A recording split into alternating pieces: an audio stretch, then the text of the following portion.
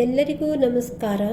ಆಹಾರವೇ ಔಷಧಿ ಅನ್ನೋ ಹಾಗೆ ನಮ್ಮ ಸುತ್ತಮುತ್ತಲಿನ ಔಷಧೀಯ ಸಸ್ಯವನ್ನು ಬಳಸಿ ದಿನನಿತ್ಯದ ಆಹಾರದಲ್ಲಿ ರುಚಿಕರವಾದ, ಆರೋಗ್ಯಕರವಾದ, ಸುಲಭವಾದ ತಂಬುಳಿ ಮಾಡುವ ವಿಧಾನವನ್ನು ನೋಡೋಣ.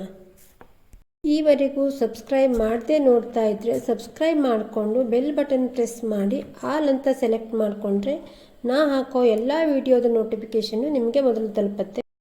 ಇದು ಲೆಮನ್ ಗ್ರಾಸು. ಇದನ್ನು ಯೂಸ್ ಮಾಡೋದ್ರಿಂದ vitamin A, vitamin C, iron, zinc, magnesium ಇನ್ನೂ ಹಲವಾರು ಪೋಷಕಾಂಶಗಳು ದೊರೆಯುತ್ತೆ. ಇದನ್ನು ಕಷಾಯ ರೂಪದಲ್ಲೂ ನಾವು ಯೂಸ್ ಮಾಡಬಹುದು. ಈ ರೀತಿಯಾಗಿ ಎಳೆಯದಾದ ಎಲೆಯನ್ನು ತಗೋಬೇಕು. ಈ ಎಲೆಯನ್ನು ತುಂಬ ಹಾಕಬಾರ್ದು. ಅರ್ಧ ಲೀಟರ್ ತಂಬುಳಿ ಮಾಡ್ತೀವಿ ಅಂದರೆ 5ರಿಂದ 6 ಎಲೆಯಷ್ಟು ಸಾಕಾಗುತ್ತೆ.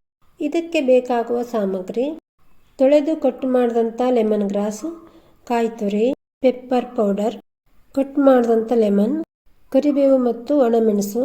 ಇಲ್ಲಿ ಒಂದು ಮಿಕ್ಸಿ ಜಾರಿಗೆ ಕಟ್ ಮಾಡಿದಂಥ ಲೆಮನ್ ಗ್ರಾಸ್, ಕಾಯಿ ತುರಿ, ಜೀರಿಗೆ, ಕಾಳುಮೆಣಸಿನ ಪೌಡ್ರ್, ಉಪ್ಪು, ಇಂಗು ಎಲ್ಲವನ್ನು ಹಾಕಿ ನಾನು ಗ್ರೈಂಡ್ ಮಾಡ್ತೀನಿ. ಗ್ರೈಂಡ್ ಮಾಡಾಗಿದೆ. ಇನ್ನೊಂದು ಸ್ವಲ್ಪ ಸೋಸಬೇಕು. ಅದರಲ್ಲಿ ಸ್ವಲ್ಪ ಕಸ ಇರುತ್ತೆ, ಅದಕ್ಕೆ ನಾವು ಸೋಸಬೇಕಾಗತ್ತೆ.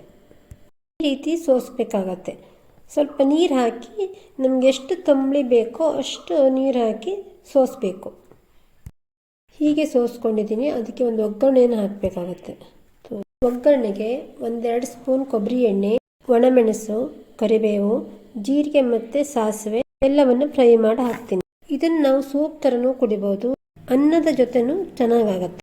1-2 ಸ್ಪೂನಷ್ಟು ಲಿಂಬು ರಸವನ್ನು ಹಾಕ್ತಾಯಿದ್ದೀನಿ. ಬೆಣ್ಣೆಯನ್ನು ತೆಗೆದಂಥ ಮಜ್ಜಿಗೆ ಹಾಕ್ಬೋದು, ಆದರೆ ಲಿಂಬು ತುಂಬ ಟೇಸ್ಟಿಯಾಗಿರುತ್ತೆ. ಕಂಟೆಂಟ್ ಇಷ್ಟ ಆದರೆ ಲೈಕ್ ಆ್ಯಂಡ್ ಶೇರ್ ಮಾಡಿ. Thank you for watching.